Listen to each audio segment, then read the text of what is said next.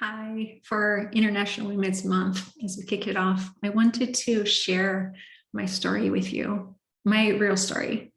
I wanted to take my armor off, lower my guard, and open up vulnerably and transparently and share my story outside of the bullets that you see on LinkedIn so you could get a better feel for my journey. So I wanted to start by sharing the story of a little girl who grew up in Sao Paulo, Brazil, and for some reason had the big dreams of being an executive at a big company. And I know it's really crazy to think that that was my dream.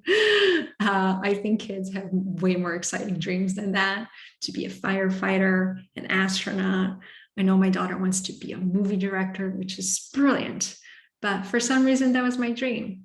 So I would carry my dad's briefcase around the house, wearing my mom's heels, pretending that I was going to work.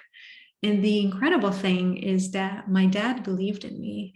And even though Brazil, it's a very patriarchal country, he saw a leader in me. He believed the world was going to be led by women one day, and he wanted to help me get ready to be the leader I wanted to be. So he started coaching me up at a young age. And different steps that I've taken throughout my life and career have had that big goal and dream in mind. That's why I moved to the US to go to college and stayed to start my career in corporate America. I remember my first job in corporate America. I was so excited.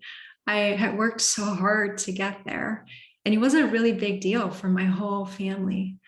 I remember my grandma took me shopping because she wanted me to get some business clothes for me to start my job. And in true Brazilian fashion, she got some really bright colored clothes. I remember there was a piece that was like orange and pink and blue, also red, all sorts of color. They were beautiful and very colorful. The truth is, when I started my corporate job and I looked around, I couldn't wear those clothes. I started to learn both implicitly and explicitly that I couldn't show up as me if I wanted to be successful. That for me to be successful, for me to achieve my dream of being an executive in the corporate world, I fundamentally needed to change who I was. I needed to change how I dressed, I needed to change how I talked, I needed to change how I behaved. I needed to change how I led. I needed to fit into this one-dimensional mold that was the definition of success and leadership in corporate America that, by the way, was never designed for me.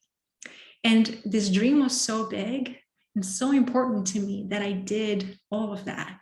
I completely changed who I was, and I morphed into somebody else.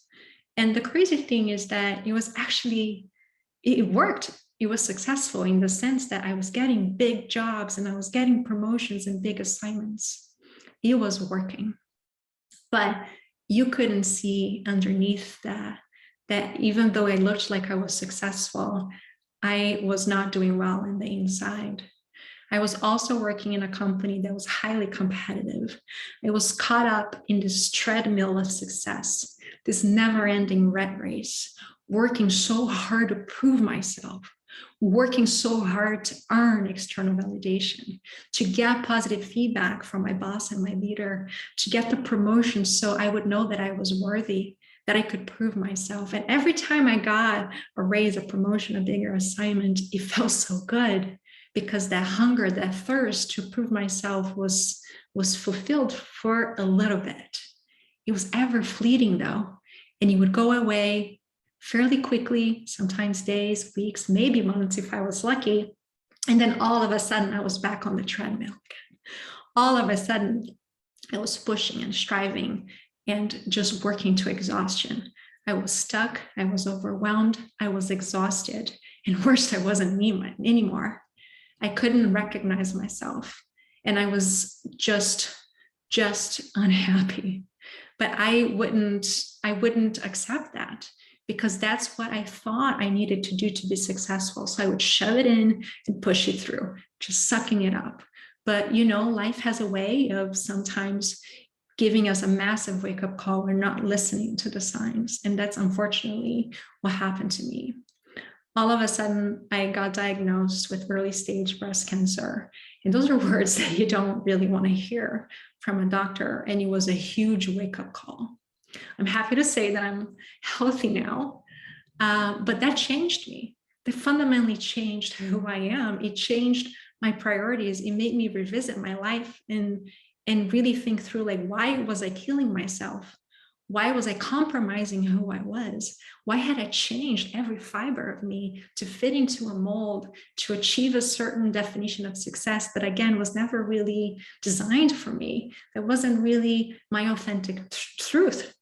So I really started this inner journey, this really deep inner journey to unlearn a lot of beliefs and limiting beliefs and thinking patterns that I had learned growing up, that I didn't know was holding me back, that I didn't know was creating these very melodramatic novellas. I say novellas because I'm Brazilian, but stories that were driving me crazy and holding me back. And really healing. I say that word, but healing from wounds. And I'm going to use a strong word, trauma, from facing racism and discrimination and aggressions at work and biases. Over time, all of that really chips at us. And that confidence of that little girl over time got lost. And I needed to go through this deep inner journey to realize that and remember that my strength comes from within us, that I can only be successful if I'm my authentic self. So I had to unlearn and relearn so I could actually rebuild that confidence from within, reclaim my worthiness, and feel empowered. And I say I am, not em, but empowered, because the power is within me. It has always been within me, within you. Before me, it was forgotten. It was still there. It has always been there, but it was just covered up by a bunch of layers and armors, just gunk, hiding my light. And this deep inner journey has bit by bit allowed me to unlearn and shift and transform so I could show up and be and lead as my true authentic self. And it's been a journey that has been hard. I'm not going to lie, because we look around at work and we don't see a lot of people that even look like us. And if they look like us, they don't look like the leader that we know we want to be from within, because we're all trying to fit into a mold that, again, is a one-dimensional mold. So I want you to know that if you're feeling this little tug within yourself, this conflict, because you still have the big professional dreams, but you're tired of maybe not feeling like yourself, or losing yourself, or just caught up in the rat race, or just feeling overwhelmed and stuck and exhausted, I just want you to know that you're not alone.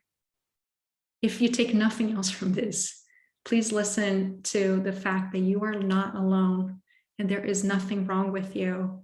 And it's just that we've learned a lot of things that are no longer serving us well. And we can go through this journey of unlearning and relearning so we can still achieve the big dreams that we have, and the bigger dreams that maybe we haven't even allowed ourselves to dream, but from a place of authenticity and empowerment in a way that's true to us. It is possible, but it takes a lot of courage and vulnerability, because it takes courage to walk away from the system and the molds that we see are still prevalent in corporate America. And it takes courage to commit to this inner journey and to show up as your true authentic self at work, because it's unproven. But one by one, we do it, and together we rise. Together, we really create a ripple effect of change in corporate America. That's why I'm creating, for International Women's Month, I'm creating a program that I'm really excited about. It's called Rising Women. And if this resonates with you, if you're feeling called to learn more, I'm going to post a link in the comments and you can go check it out and see if you'd want to join. But for all the women out there, as we celebrate International Women's Month, let's just take our armor off. Just put our guards down, be vulnerable, be open, and just start to show our true authentic light. The world, more than ever, right now, I believe this deeply within me, that the world needs all of us women to let go of the layers and the beliefs and the thinking patterns that are holding us back, to unlearn all of that so we can relearn to shine our lights brightly, unapologetically, and authentically. The time is now, and I wish you all a happy International Women's Month. Big, big, big hugs.